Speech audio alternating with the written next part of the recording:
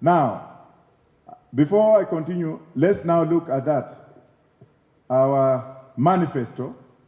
I will start by saying, number one, I don't know whether you can hear me.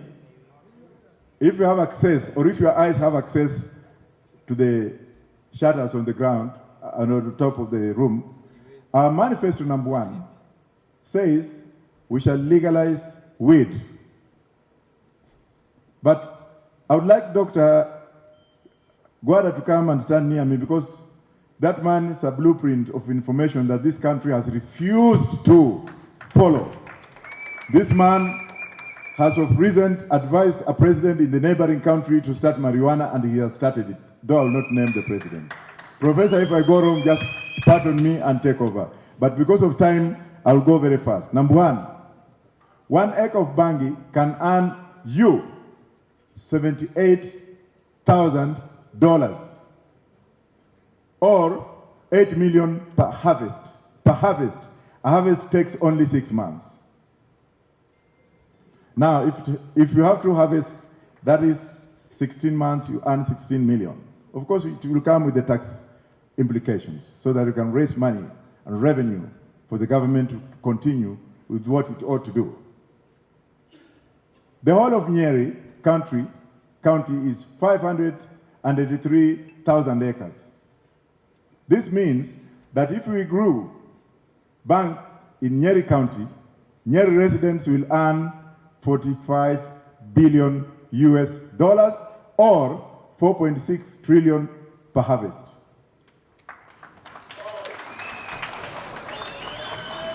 Kenya today owes China, or the debt we have today is $10 trillion.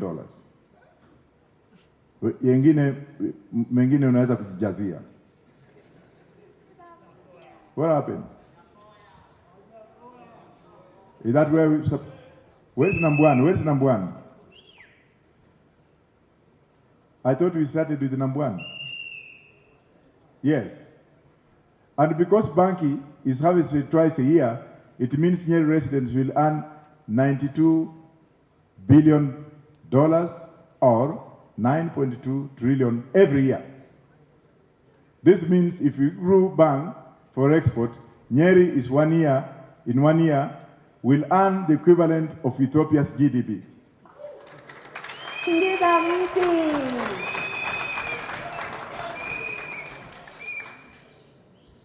If we grew BHANG in NYERI alone, as you see, each Kenyan could get a dividend check.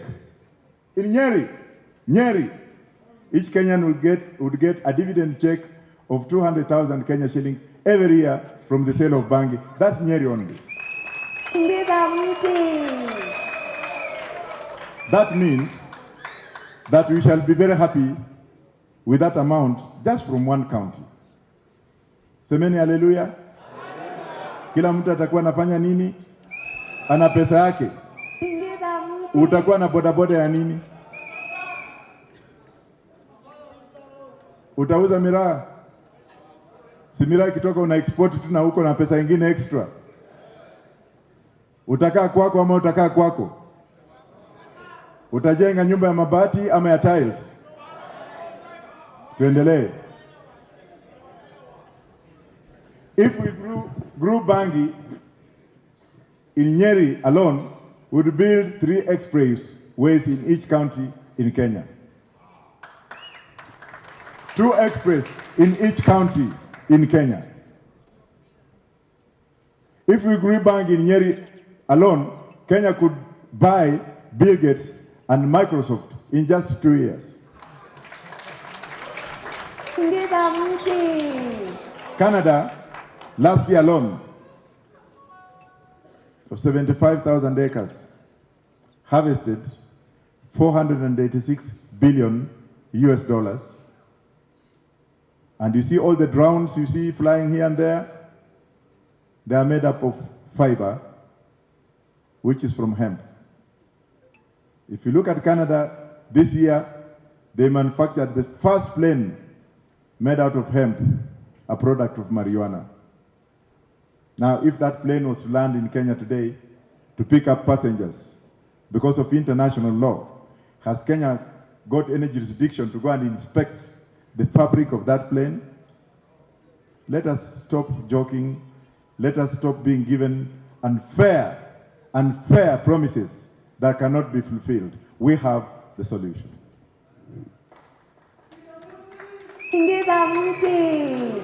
And please let me finish. You know, I went to school slowly. I was not metric. There was a point that was down there.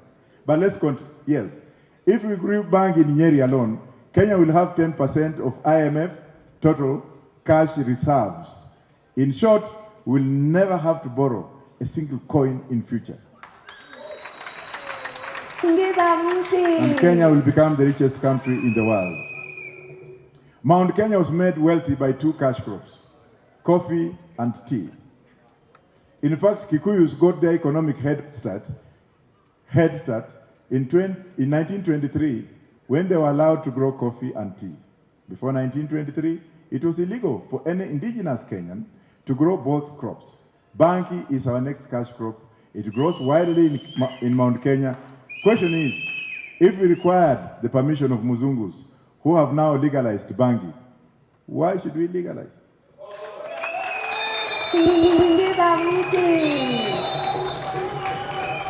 We have punitive laws. We have punitive laws which were imposed on Kenyan Parliament through foreign aid, NACADA. Na wakati wametengeneza hiyo sheria, because wameambiwa msipotengeneza hii sheria tutawapatia mkopo, unaona wengine wanaenda kucheza hapo wakisema I've now made the rule, I've now made the rule. I wish there was a mimic here. Wanaenda to rejuvenate, putting our men and women in jail for things that are not proper, having punitive regulations in this country that are putting our country outside the circles of morality. That's why we should have morality and solidarity. Repeat after me, morality and solidarity. That is Roots Party for you. But for the others, and repeat after me, is morality and is solidarity and immorality. Solidarity and immorality. That's what you see, and that's how I define our opponents. Because they are in solidarity with immorality. They are telling us lies, package of lies, package of lies. They are not telling us how. We are telling you how. And that is the truth. It takes a man. It takes a man like Daktari here, who first of all started this crusade, went to the Senate twice, was thrown out because the pharmaceutical companies that I'm opposed to, who make medicines, have got what we call the lobbying schemes. When they hear that Kenya wants to legalize Bangi, they will call in the ministers concerned. Can you come for a talk in Britain? Whatever money is they are given probably, and we know, and have figures, and trust me, I'll trash some of these opponents when they bring, yeah, you get them with bank accounts in Singapore. In Singapore, and I know who has money in Singapore and Dubai. In Singapore, so long as you can pay taxes on monies that you take there, that becomes legal. The wash that we know, the monies are taken to Singapore, they pay 15%, and then they bring it through Dubai to this country. Some of those opponents, let me tell you this, because I have the information, have staffed companies in Dubai to wash money. When the time for hanging comes, I will hang those ones when the laws are there.